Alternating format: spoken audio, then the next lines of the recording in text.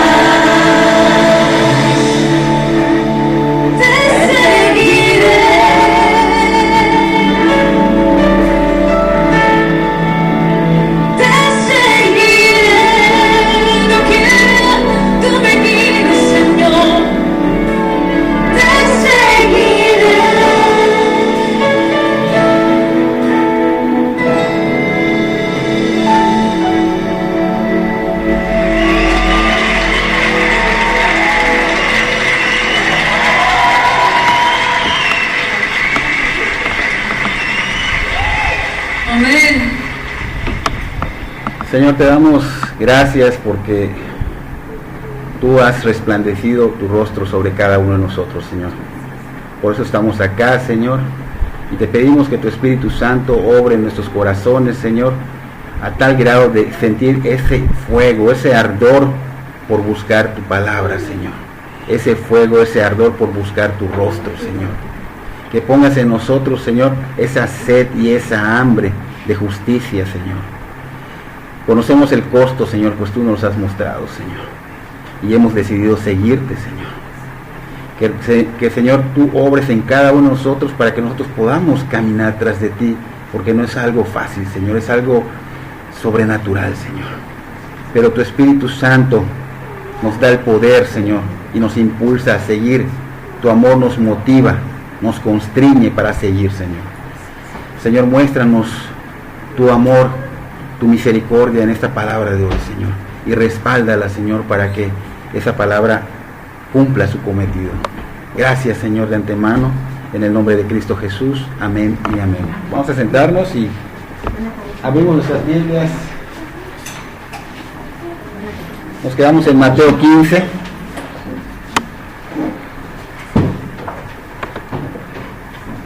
Mateo 15.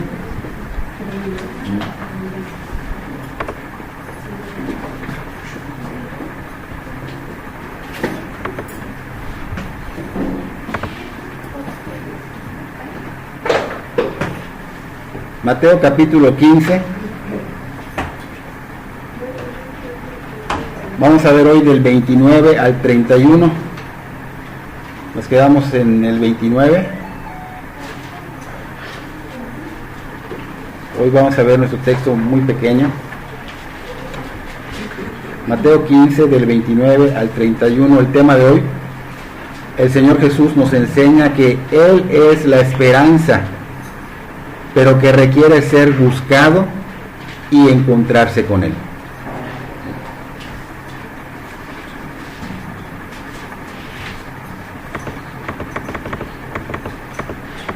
Vamos a conocer otro de los milagros que el Señor Jesucristo hizo durante su ministerio público, trayendo alivio a cientos de almas atormentadas. Recuerden que vivimos en un mundo lleno de pecado, un mundo con muchas tragedias, un mundo donde el dolor está a la orden del día y donde supuestamente no hay esperanza, ¿no? O sea, estamos en este mundo caído, un mundo lleno de grandes necesidades, donde los hombres no encuentran descanso para sus cansadas almas, ¿no? Pero recuerden que el amor de Dios es tan grande, es inmensamente grande, que viendo este mundo de veras lleno de tinieblas, un mundo caído, un mundo perdido, totalmente extraviado, tuvo misericordia y que hizo, nos dio la única esperanza, y esa esperanza es la luz que ha resplandecido obviamente sobre cada uno de nosotros y sigue resplandeciendo y trae alivio ¿a qué? Al ser humano que es pecador, ¿no? ¿Quién es esa luz? Sabemos que es el Señor Jesús. Él, recuerden que cuando vino a este mundo, dice la palabra que siendo Dios no se aferró a ello, en cambio dice que ¿qué? Renunció a sus privilegios. Dice que adoptó la posición humilde de un esclavo. Dice que nació como ser humano y se humilló a sí mismo en obediencia a Dios Padre, y dice que murió en la cruz como morían los criminales. Entonces, antes de morir, el Señor Jesús dejó un ministerio impactante, totalmente impactante, incluso que hoy día sigue salvando a miles y miles de almas, personas que creen en Él, porque si no crees, no puedes ser salvado. Recordando la enseñanza de la semana pasada y las anteriores, recuerden que el Señor Jesús se encuentra en esos últimos meses de su ministerio, ya casi como un año faltaba, y después de esta trayectoria tan exhaustiva, pues obviamente Él quiere como que apartarse. ¿Por qué? Porque físicamente como humano se agotaba. Él quiere apartarse un rato y pues decide tomar esa dirección hacia las fronteras de Israel para descansar un momento, para estar a solas con sus discípulos, pero tuvo un encuentro con esa mujer cananea, ¿sí se acuerdan? La mujer cananea, la cual demostró ser una mujer de fe, y luego vemos que más adelante, el texto que vamos a ver hoy, donde dice que Jesús pasó de allí, dice en Mateo 15, 29 al 31, Jesús pasó de ahí y vino junto al mar de Galilea. Y subiendo al monte se sentó allí, y se le acercó mucha gente que traía consigo a cojos, a ciegos, a mudos, a mancos y a otros muchos enfermos. Y los pusieron a los pies de Jesús y los sanó. De manera que la multitud se maravillaba, viendo a los mudos hablar, viendo a los mancos sanados, a los cojos andar y a los ciegos ver, y glorificaban al Dios de Israel. Entonces empezamos nuestro tema de hoy. Vemos acá claramente que el Señor Jesús se había retirado de Tiro, de Sidón, había tenido su encuentro con esta mujer cananea. Realmente vemos la fe de esta mujer, pero luego decide ir a otro lugar que es cerca del mar de Galilea, y decide subir a un monte donde se iba a sentar, a enseñar, a sanar y a alimentar. ¿Okay? Entonces la posición del maestro, en este caso del Señor Jesús, de sentado, se acostumbraba en esos tiempos por los rabinos. Ellos llegaban, se sentaban con sus discípulos y así enseñaban, solo que ellos, los discípulos, se tenían que mantener parados. O sea, al revés de como lo estamos haciendo nosotros hoy día. El maestro, el rabí, se sentaba y ellos ponían atención de pie, ¿no? Pues era lo que se acostumbraba en ese tiempo. Entonces vemos que el Señor Jesús se había retirado brevemente de la gente, había tenido su encuentro con esta mujer cananea, una cita divina, y seguía él diligentemente su camino, pues había mucho trabajo. El Señor Jesús no paraba, había multitudes que evangelizar, multitudes que enseñar. El Señor Jesús vino a eso. Entonces el Señor Jesús había regresado a Galilea, pero ese regreso no fue inmediato como aparenta explicarnos Mateo. En el Evangelio de Marcos podemos entender por qué no fue inmediato. Marcos 7, vamos a ver Marcos 7:31. Dice que él no había ido inmediatamente. Según el Evangelio de Marcos, después de este acontecimiento de la mujer cananea, dice que se retiró a una ciudad llamada Decápolis. Dice ya, volviendo a salir de la región de Tiro, vino por Sidón al mar de Galilea, pasando por la región de Decápolis. ¿No? Viendo que Marcos nos va a dar un poquito más de ampliación a nuestro tema, ¿no? Esta región constaba de una como confederación de 10 naciones griegas, o sea que era una región gentil, no eran judíos.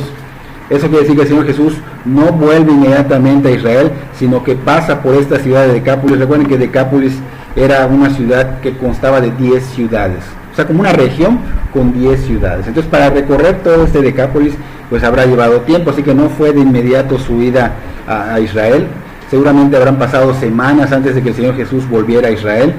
Considerando el tamaño de esta ciudad de Decápolis y recordando que en ese tiempo los recorridos no eran como nosotros, que agarramos un carro o agarramos un taxi o agarramos hasta una bicicleta, no, en ese tiempo era a pie, así que pudieron haber pasado tal vez unos meses, tal vez 6 meses, se ha dicho por allá, en haber recorrido toda esa ciudad y volver a Israel. Marcos nos dice que ahí, dicen, si seguimos la lectura del 7:32 al 37, nos dice que ahí hizo algo, un milagro, ¿no? Dice, y le trajeron un sordo y un tartamudo, en el 32, y le rogaron que le pusiera la mano encima. Tomándole aparte de la gente, metió los dedos en las orejas de él, y escupiendo tocó su lengua, y levantando los ojos al cielo gimió y le dijo, Efata, es decir, sea abierto. Al momento fueron abiertos sus oídos, y se desató la ligadura de su lengua y hablaba bien, y les mandó que no le dijesen a nadie, pero cuanto más les mandaba, tanto más y más lo divulgaban, y en gran manera se maravillaban diciendo, bien lo ha hecho todo, hace a los sordos oír y a los mudos hablar. Entonces vemos que acá Marcos nos dice que realizó muchos milagros, que realizó esos 2 milagros. Bueno, prácticamente es un milagro porque es la misma persona, pero le quitó la sordera y le quitó la tartamudez, ¿no? Entonces vemos que se aparta un rato el Señor de Israel. No era la primera vez que lo hacía. La primera vez que lo hacía fue cuando Juan el Bautista fue asesinado por Herodes. Él escuchó de esto y se apartó. La segunda vez que se apartó él, que quiso apartarse, fue en Mateo 14:13, donde dijo, oyéndolo Jesús, se apartó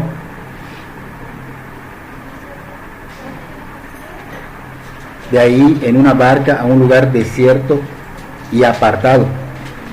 Pero dice que cuando la gente lo oyó, le siguió, o sea, que siempre que quería apartarse, el Señor no podía estar a solas con sus discípulos ni para descansar. Y en Mateo 15:21, que fue la semana pasada, pues vimos que estuvo allá en Tiro y en Sidón, donde dice que saliendo Jesús ahí, se fue a la región de Tiro y de Sidón, y ahí se encontró con la mujer cananea.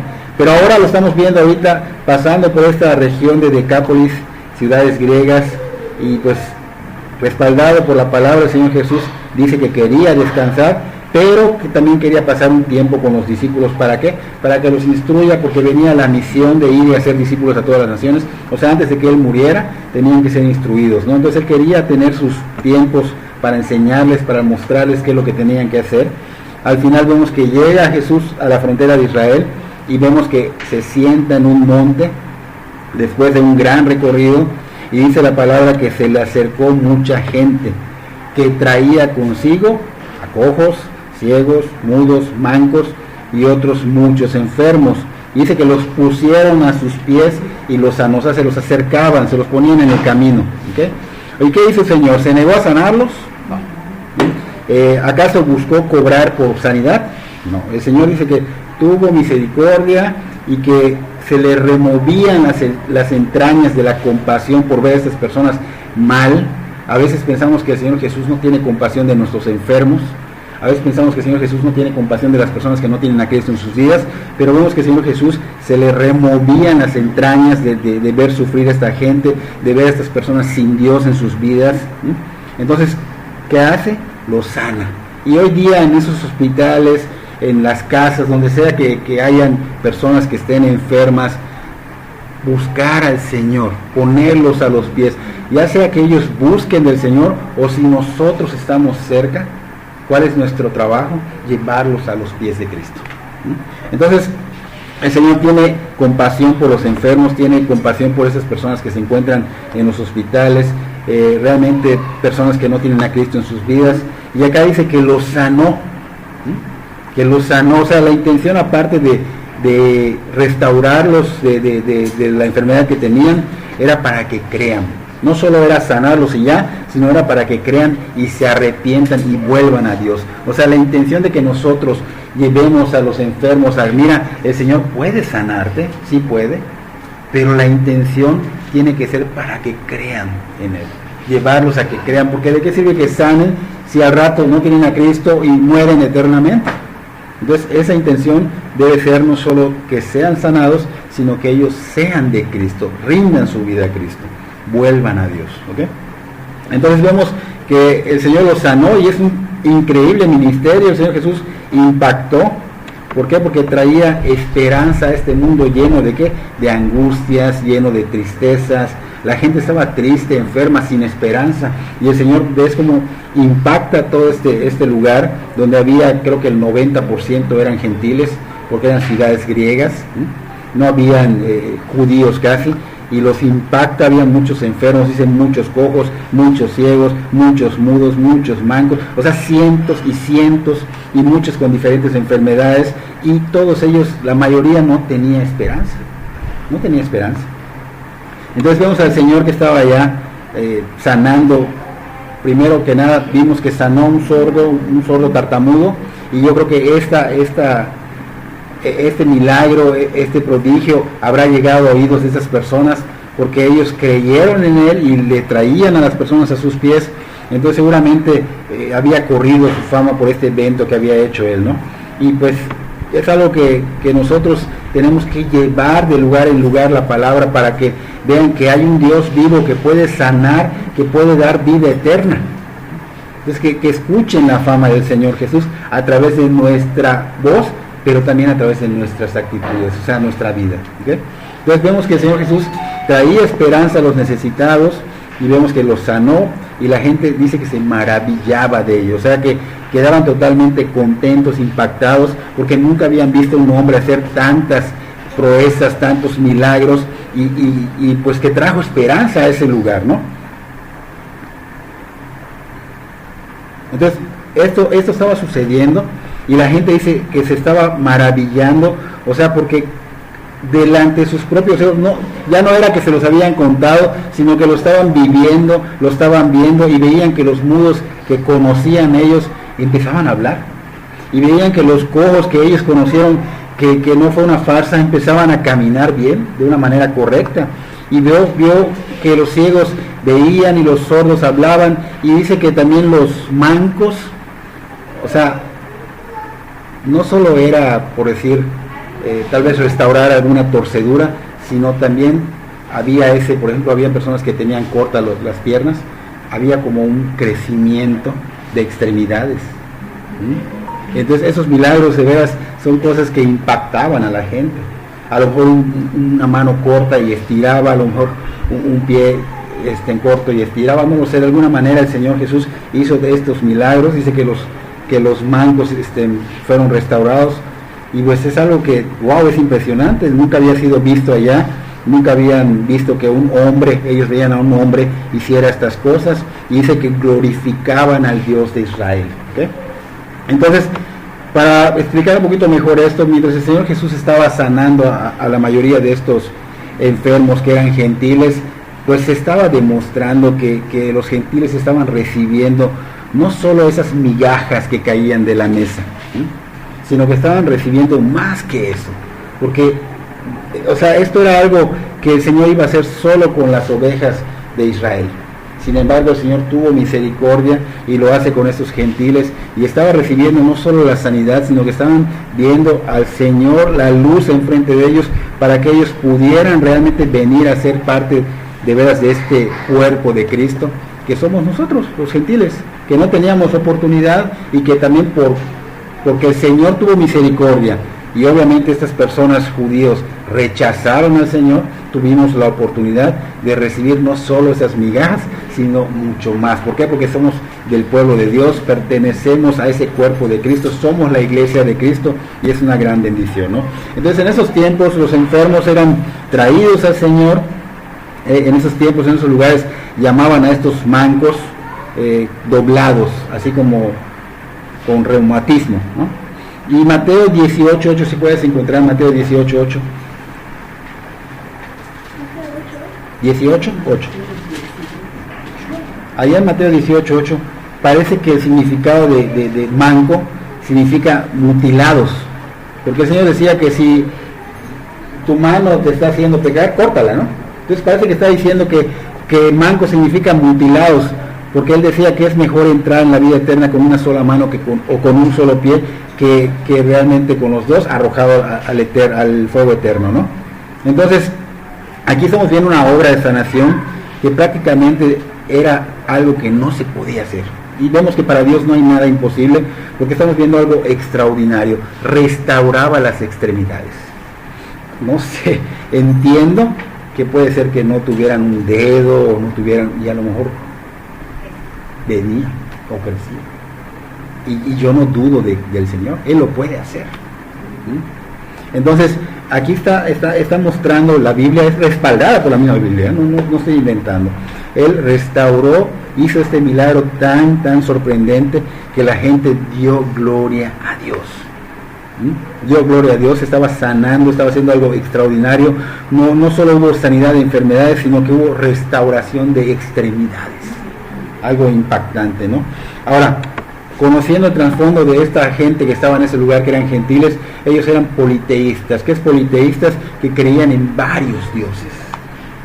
Creían en varios dioses, y porque vemos que la palabra es plural, varios dioses, y ninguno de esos dioses había podido hacer lo que Cristo hizo. No había traído alivio a las personas, no había sanado a las personas, no había esperanza para las personas, no había esa restauración de extremidades con las personas, y Jesús se las estaba dando. Se las estaba dando. Entonces imagínate cómo estaba la gente, glorificaba a Dios, pero no glorificaba dando gloria a Dios, no, ellos estaban agradecidos y querían vivir de acuerdo a la voluntad de Dios, porque de esa manera glorificamos a Dios. No solo es decir gracias Dios y sigo siendo un demonio allá afuera. Tenemos que realmente ser agradecidos, pero vivir glorificando a Dios, con nuestro caminar glorificar a Dios. Entonces ellos dicen que aquí que estaban dando gloria al Dios de Israel, Es un Dios al cual ellos no adoraban, ellos tenían muchos dioses, dijimos. Hoy día vivimos en un mundo lleno de maldad, un mundo lleno de angustia, un mundo lleno de sufrimiento, un mundo lleno de muchas cosas que traen dolor y sin esperanza. Pero nosotros estamos viendo que hay una esperanza, y ese es Cristo Jesús, y esa esperanza la hemos tenido nosotros en carne propia, porque lo hemos sentido, lo hemos vivido y tenemos que compartirlo. Algo así como si fuéramos recibimos la medicina y no te la quedes, pásala porque la gente se está muriendo. Entonces estamos viendo que es hermoso saber que como la iglesia del Señor se nos ha encargado a nosotros, no al hermano, no al pastor, a nosotros, a todos, se nos ha encargado que confiemos este mensaje, que lo llevemos a otras personas, porque Él trajo ese alivio a nuestras vidas y Él va a llevar a través de nosotros ese alivio a miles y miles de personas angustiadas, sin esperanza, enfermas, cojos, mudos, lo que sea. Este alivio va a llegar a ellos a través de nosotros. Y a veces nos da pena o tal vez somos tímidos para hablar, pero si nosotros nos metiéramos un poquitito más de veras a leer nuestra Biblia diario, a orar constantemente, esa pena desaparecería y buscaríamos de verdad compartir a todo lugar donde fuéramos. Y les voy a confesar algo, tengo a una tía que está grave en el hospital y posiblemente hoy no pase, y he estado yendo en el hospital y sí ha habido personas que me han escuchado un poquito y vienen y puedo orar por mi familiar, pero he tenido casi como que el empuje de tener que hablar allá delante de todos y he tenido miedo y eso está mal. Si en ese momento yo lo siento, yo debo de pararme y decirle, pongan atención, por favor, les voy a hablar de una palabra del Señor, de la Biblia, para que ustedes vean que hay esperanza, ¿no? Y no lo he hecho. Y me siento mal. Entonces esto no debe de haber, tenemos que de veras orar, tenemos que meditar más para que ese miedo desaparezca, para que realmente cumplamos con lo que el Señor nos ha encargado. Porque hay colas, infinidad de colas que se están perdiendo, de gente que se está muriendo, y entras a ese lugar y ves, te deprimes, te angustias de ver tanto enfermo, tanto necesitado de Dios y no haces nada. Haz de cuenta que tú eres el doctor de allá en ese momento y estás pasando con la medicina y no se la das a los no tienes compasión. Así me sentí, no tienes misericordia. Entonces digo, doy este testimonio como algo mal. Debe de ser al contrario, debe de uno ver la manera de compartir. Sí estuve orando por todos ellos, pero siento que debía haber hablado. A lo mejor el Señor ponga en tu corazón nada más que ores, pero Él puso en mi corazón hablar y no lo hice. Y esto es carga, porque si vas y murieron personas, es carga, es tu responsabilidad. Entonces, es hermoso saber que nosotros somos encargados, se nos ha confiado este mensaje a personas que, dice Primera de Corintios, que lo vil y lo menospreciado escogió el Señor, y se nos ha confiado un mensaje tan importante, tan hermoso, tan grande, ¿no?, de Dios. Entonces, seamos responsables, seamos agradecidos, glorifiquemos a Dios, llevando ese mensaje, no tengamos miedo.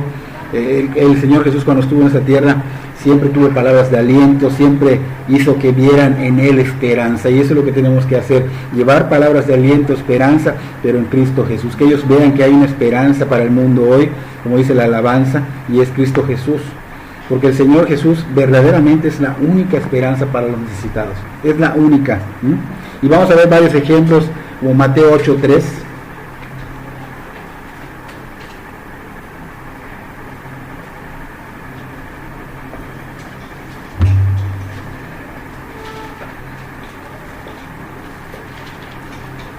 Mateo 8:3 vemos a una persona que tenía lepra. Si lo pueden estar leyendo con la mirada, dice ya que había un leproso y que el Señor le dijo que extienda su mano y que la tocó y le dijo, quiero, sé limpio, y al instante quedó limpio de la lepra. Estamos viendo que Él es la única esperanza para los necesitados.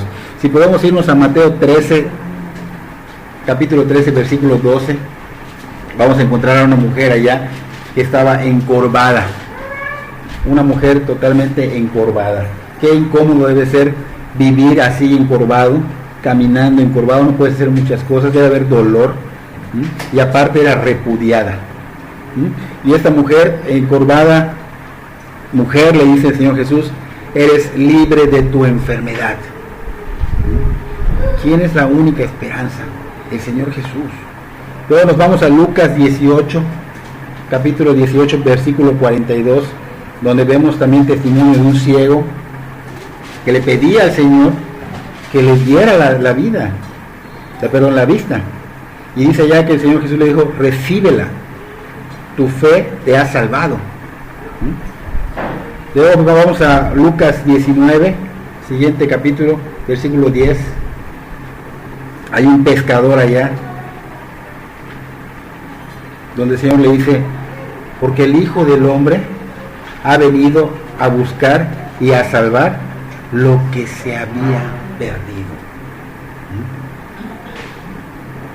Si nos vamos a Juan capítulo 5, versículo 8, vamos a ver a un paralítico, una persona que está paralizada totalmente de sus piernas, no puede hacer nada. Y el Señor Jesús le dice, levántate, toma tu cama y anda. Toma tu lecho, porque en ese tiempo era así como unas cobertores que llevabas. Toma tu lecho, toma tu cama y anda. Juan 11:25.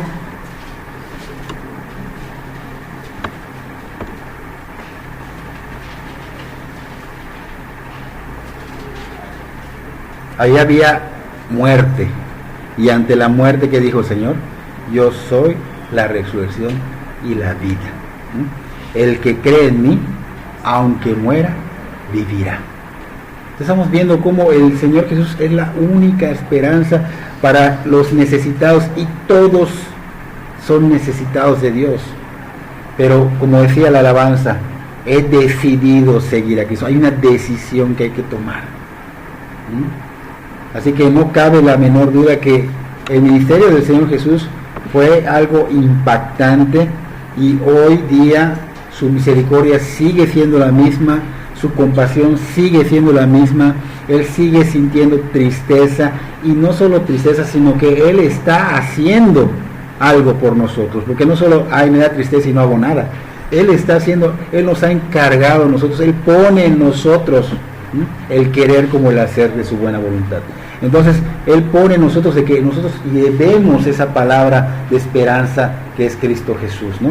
Entonces la compasión de Él aún sigue alcanzando a miles y a miles de personas angustiadas, las cuales encuentran en Cristo el perdón de los pecados y la vida eterna.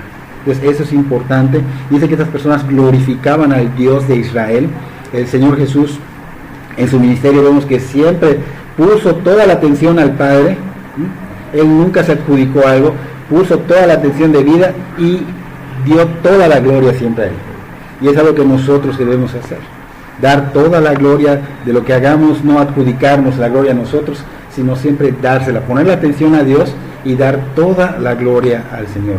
Entonces vemos que en este grupo tan grande que eran gentiles, dijimos que era aproximadamente casi un 90% de gentiles en esa ciudad, eran personas que creían en otros dioses. Sin embargo, al ver todo esto, aprendieron a alabar al único Dios de Israel. Y mucha gente, aunque no tenga supuestamente religiones, ellos se han creado un Dios falso en sus vidas. Así que es importante llevarlos a Cristo para que verdaderamente glorifiquen al Dios de Israel. Aprendamos a darle toda la gloria al Señor, al Rey de Reyes, Señor de Señores, pero recordemos que dice la palabra que los traían a sus pies. Que los traían a sus pies y Él los sanaba. O sea, hay que buscarlo. Nosotros tenemos el encargo de llevar a esos necesitados a los pies de Cristo, y así van a terminar haciendo lo mismo que nosotros deberíamos estar haciendo, que es que darle toda la gloria a Dios con nuestra vida, no solo de palabra, no solo agradecimiento de palabra, sino con nuestra vida. ok, agradezco, pero se ve que estoy agradecido y que quiero agradar a Dios y que quiero cumplir con el encargo que Él me hizo, porque Él ha dado todo por mí. Él ha dado su sangre preciosa por mí. Él vino acá, renunció a sus privilegios divinos y vino a morir por mí.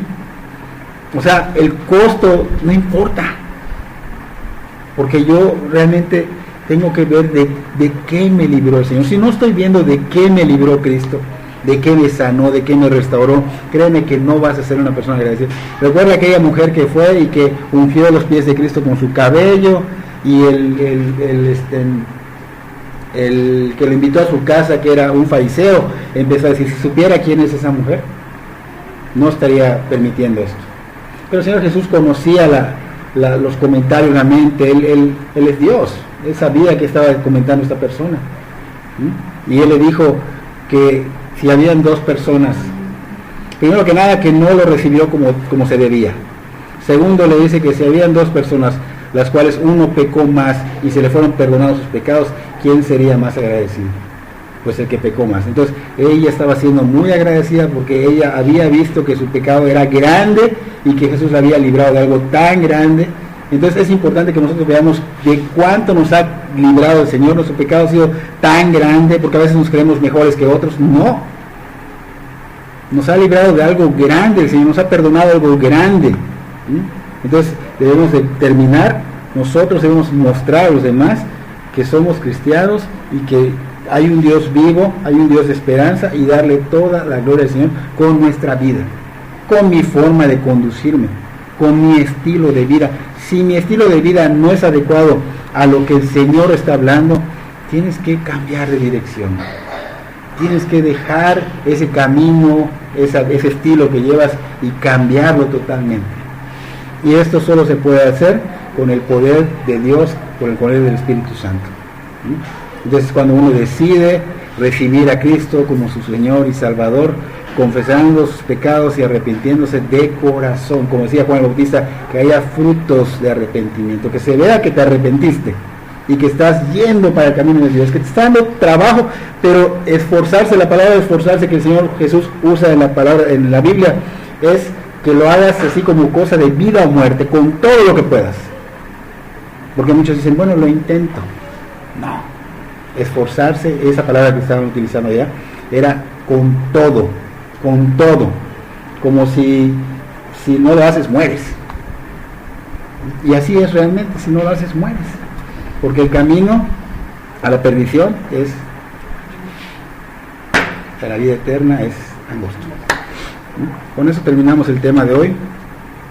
Que seamos verdaderamente testimonio para los que no conocen al Señor, para los que son realmente personas que tienen enfermedades, que están sin esperanza, que tienen angustias, y creo que ya es tiempo de dejar de ser egoístas, porque a veces pensamos, y yo tengo mis problemas, pero tú ya tienes a Cristo en tu vida, ya no debe de haber ese afán por tus problemas. Ahorita tu vida es realmente ponerla a disposición de Dios. ¿Y cómo lo hacemos?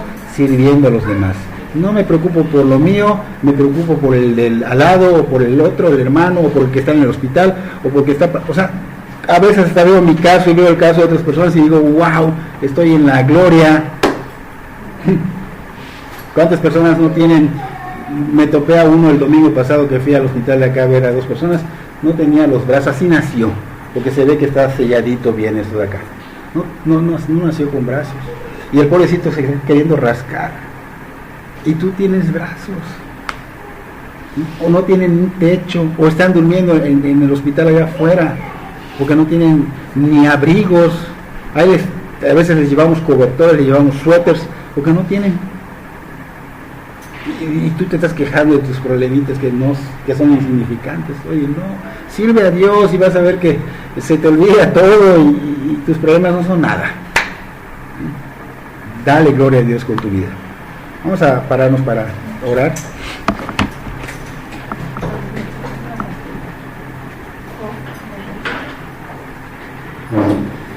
Señor, te damos gracias por tu bendita palabra. Perdónanos, Señor, porque hemos realmente fallado, Señor. No hemos sido fieles. Pero tú sí eres fiel, Señor, y tú palabra dice que si confesamos nuestros pecados, tú eres fiel y justo para perdonar y para librarnos de todo mal, Señor. Y confesamos hoy, Señor, que estamos viendo mal, que te ofendemos con nuestra vida, que estamos haciendo las cosas de una manera egoísta, Señor.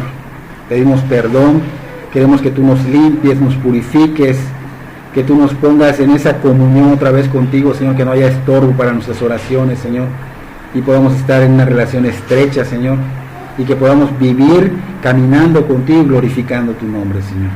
Bendice, Señor, respalda esta palabra, bendícenos con ellos, Señor, que esta palabra no quede en el aire, sino que quede en nuestros corazones grabada, Señor, que sea vivida, Señor, y que podamos dar ese testimonio de que tú eres un Dios vivo y que tú eres la única esperanza para el mundo, Señor. Gracias te damos, Señor, por este día, en el nombre de Cristo Jesús. Prepara nuestros corazones para alabarte, en el nombre de Cristo Jesús. Amén y amén.